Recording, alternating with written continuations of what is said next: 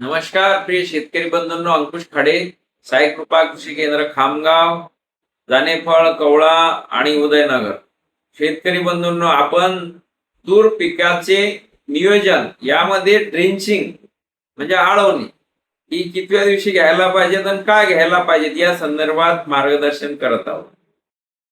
तर तूर पीक पेरून 35वा दिवस निघाला, 35 दिवस, तर आपण पहिली ड्रेंचिंग करायला पाहिजे. या ड्रेंचिंग मध्ये काय करायला पाहिजे? या ड्रेंचिंग मध्ये पहिले 98% ह्युमिक, जे आता गव्हर्नमेंटच्या नियमानुसार 49% मध्ये आहे, पोटॅशियम ह्युमेट हरित क्रांती ॲग्रोटेकचे. याची क्वालिटी चांगली असं शेतकरी सांगतात, म्हणून घ्यायला पाहिजे. तर ते किती घ्यायला पाहिजे? तर तुरीच्या ओळी असतात, आता सोयाबीन मध्ये तुरीच्या ओळी असतात किंवा कपाशीत राहतात. तर एका 15 लिटर पाण्याला 60 ग्रॅम ड्रेंचिंग मध्ये जे आपण औषधं घेणार असतो याचा डोस हा डबल करावा. डबल फवारणीपेक्षा डबल, कारण ते मुळांपर्यंत सोडतो आपण. मुळ जे अन्नद्रव्य असतात हे वरतून पानाच्या माध्यमातून जे घेणार आहे त्याच्या 5 पट जास्त अपस्वार करत असतात. म्हणजे रिक्वायरमेंट त्याला जास्त प्रमाणात लागते मुळांजवळ जो सोडलं तर. कारण पानाची कॅपॅसिटी कमी असते, म्हणजे फवारणीतून औषध अपस्वार करण्याची झाडाची कॅपॅसिटी कमी असते, कारण त्याचे जे छिद्र असतात पानाचे, त्या छिद्रांमधून ते घेते, पण त्याला लिमिटेशन असतात. अन्नद्रव्य कमी घेते झाड पानाच्या माध्यमातून आणि मुळाच्या माध्यमातून जास्त प्रमाणात घेते. मी सांगितलं 5 पट जास्त प्रमाणात अन्नद्रव्य अपसार करते. म्हणून ड्रेंचिंग मध्ये आपण 15 लिटर पाण्याला जवळपास 60 ग्रॅम पर्यंत घेतलं तरी चालते, रूट किंग मुळाची वाढ करण्यासाठी. त्यासोबत जर तुम्ही ट्रायकोडर्मा घेतलं तर एका एकराला 2 किलो ट्रायकोडर्मा एवढा आपण म्हणजे एक्सपायर नसायला पाहिजेत, नवीन पॅकिंग असायला पाहिजेत. 12 महिन्याची एक्सपायरी ठरलेली असते ट्रायकोडर्माची. त्यामुळे तारीख पाहूनच ट्रायकोडर्मा एका एकराला 2 किलो घ्यायला पाहिजेत. आणि याच्यासोबत कुठल्याही प्रकारचं केमिकल घेऊ नका. 19-19 घेऊ नका, क्लोरोपॉरिफॉस घेऊ नका, कारण ट्रायकोडर्मा हे जैविक आहे आणि ह्युमिक जे आहे ते सुद्धा जैविक आहे, ऑर्गॅनिक आहे. हे दोन्हीची आळवणी ड्रेंचिंग आपण करायला पाहिजे. का करायला पाहिजे? एक तर मुळं वाढण्यासाठी, जेवढे मुळं स्ट्रॉंग होतील तुरीचे तेवढं तिच्यावर मरचा जो प्रादुर्भाव हा तर कमी राहणार आणि झाडाची प्रतिकार क्षमता वाढणार. त्याच्यानंतर जे बुरशीनाशक आहे, ट्रायकोडर्मा जैविक बुरशीनाशक आहे, किंवा ट्रायकोडर्मा जर आपल्याला नसल घ्यायचे तर आपण 35% मध्ये मेटॅलॅक्झिल हे कॉम्बिनेशन एका 15 लिटर पाण्याला 30 ग्रॅम घ्यायला पाहिजे. मग याच्यासोबत मेटॅलॅक्झिल जर आपण घेतलं तर याच्यासोबत आपण क्लोरोपॉरिफॉस 20% मध्ये आपण वापरू शकतो, जे की आपण ट्रायकोडर्मात वापरू शकत नाही क्लोरोपॉरिफॉस.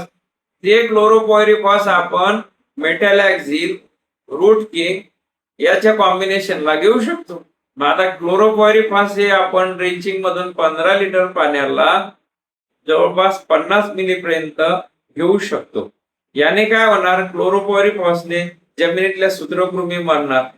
त्याच्यानंतर या मेटॅलॅक्झिलने काय होणार? जमिनीमध्ये असणारा फ्युजेरियम विल्ट नावाचा जो बॅक्टेरिया आहे, जी बुरशी आहे, ती अजिबात वाढणार नाही. ती पूर्णपणे रिकव्हर व्हायला मदत होते, कारण मेटॅलॅक्झिल हे असं बुरशीनाशक आहे ते प्रिव्हेंटिव्ह आणि क्युरेटिव्ह दोन्ही कामं करते. बुरशीला येऊ देत नाही ना आलं तर कव्हर करण्याची क्षमता सुद्धा त्याच्यात आहे. म्हणून आपण मेटॅलॅक्झिलच घ्या असं माझं म्हणणं आहे, किंवा ब्ल्यू कॉपर पण घेऊ शकता.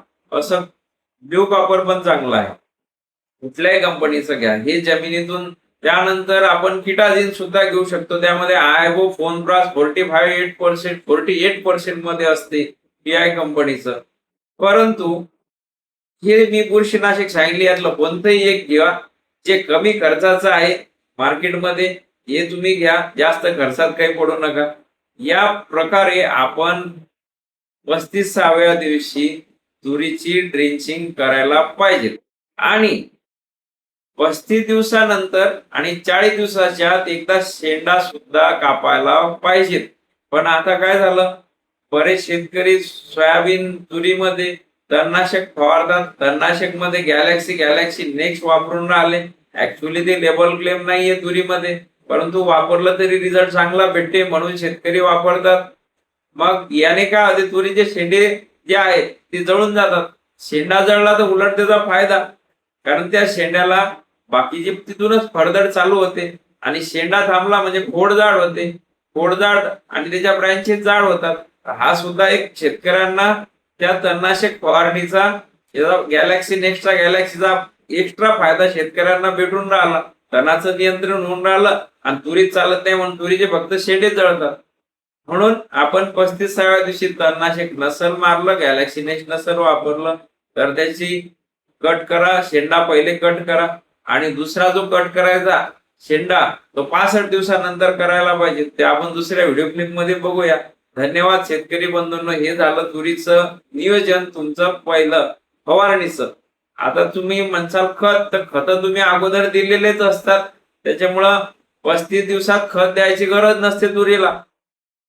पहिलेच खत त्यांनी जमिनीमध्ये पडलेले असतात, त्याचे मुळं स्ट्रॉंग झालेले नसतात. मुळं स्ट्रॉंग झाल्यावर अब्सॉर्ब करतात, पण पहिले 35 दिवसात खत द्यायची गरज नाही.